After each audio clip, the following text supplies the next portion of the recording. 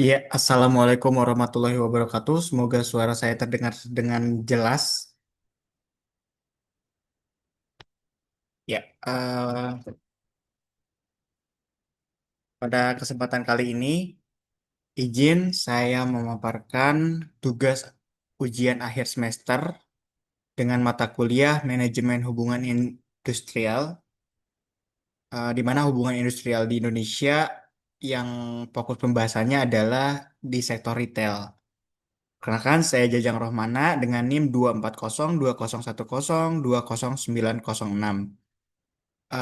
Pada kelas MJ 701 Prodi Manajemen dengan dosen pengampu Bapak Dr. Andes Joko Suharyanto SE MM CPOD. Izin pada kesempatan kali ini saya memaparkan hasil analisa saya. Berikut pendahuluan dari tugas akhir ini, tugas ujian akhir ini, di mana industri retail merupakan salah satu sektor bisnis yang menyerap banyak tenaga kerja, termasuk pekerja formal dan informal. Dalam beberapa waktu terakhir, banyak perusahaan retail mengalami tekanan akibat penurunan penjualan, perubahan perilaku konsumen, dan kondisi ekonomi makro yang menantang.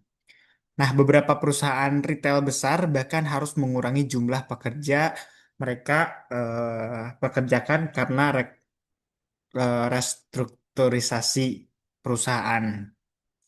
Nah, seperti pada berita yang saya tampilkan di sini, di mana gelombang PHK di industri retail, beberapa perusahaan retail di Indonesia mengalami tekanan finansial sehingga melakukan pengurangan tenaga kerja atau PHK, termasuk di gerai besar dalam beberapa tahun terakhir.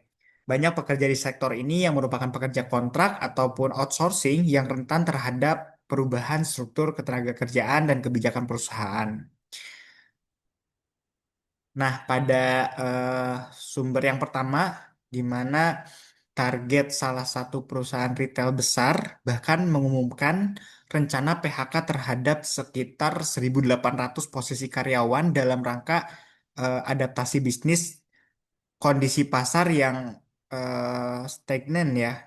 Ini sumbernya adalah di Detik Finance. Kemudian yang kedua, mayoritas pekerja retail tidak memiliki proteksi stabil seperti pekerja tetap. Sehingga ketika ada penutupan gerai atau restrukturisasi, mereka lebih rentan mengalami PHK. Berikut sedikit analisis data yang saya temukan, di mana pada diagram ini menunjukkan bahwa jumlah PHK di Indonesia terus meningkat dari tahun 2024 hingga 2025 tahun kemarin sekitar di sektor retail sebagai sektor padat karya ikut terdampak oleh tren ini. Penerapan kebijakan ketenaga kerjaan melalui Undang-Undang Cipta Kerja memberikan fleksibilitas bagi perusahaan, namun di sisi lain memperbesar risiko ketidakpastian kerja bagi pekerja retail. Kondisi ini mencerminkan tantangan besar dalam menciptakan hubungan industrial yang adil dan berkelanjutan. Berikut merupakan kondisi hubungan industrial di Indonesia pada sektor retail, di mana eh, sebentar.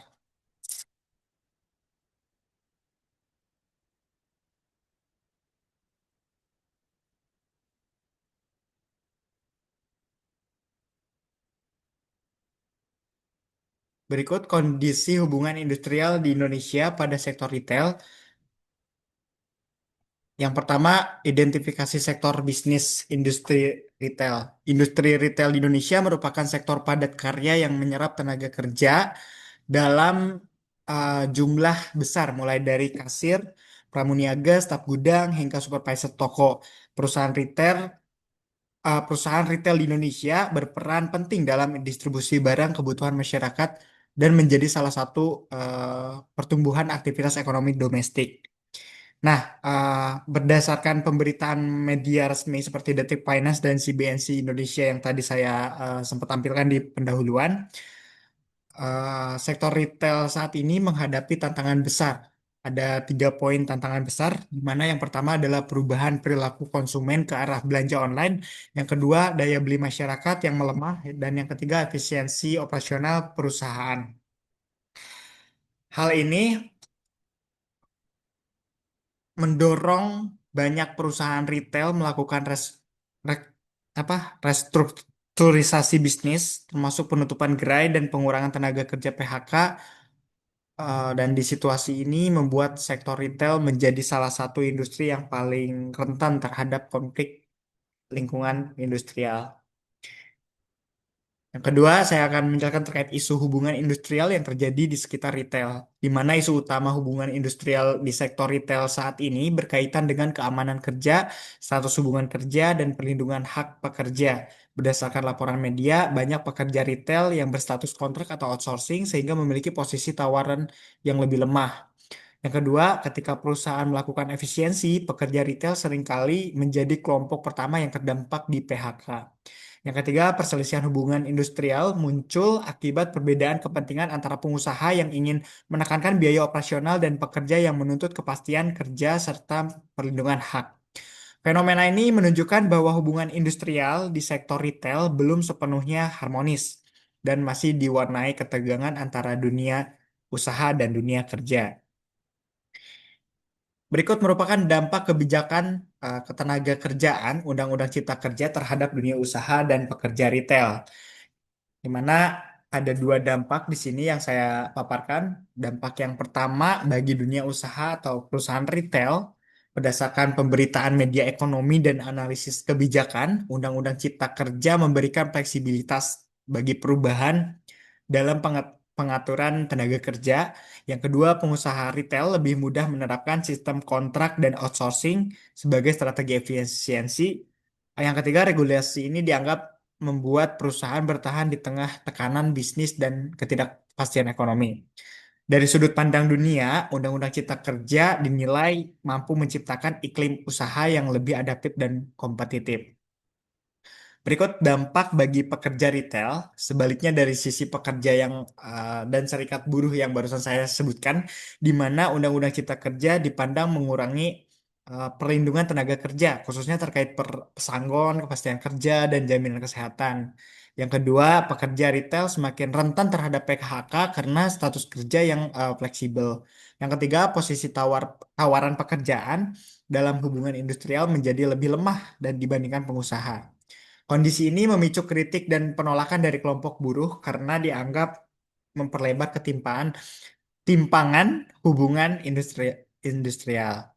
Nah, berikut simpulan dari hasil eh, apa namanya analisa berita yang tadi saya sempat informasikan. Poin pertama, industri retail merupakan sektor yang cukup strategis sekaligus rentan terhadap konflik hubungan industrial. Yang kedua, isu PHK outsourcing dan status kerja kontrak menjadi masalah utama di sektor ini, di mana Undang-Undang Cipta Kerja membawa dampak dua sisi yang menguntungkan di dunia usaha melalui fleksibilitas dan efisiensi. Yang kedua, menimbulkan kekhawatiran bagi para pekerja karena berkurangnya perlindungan kerja.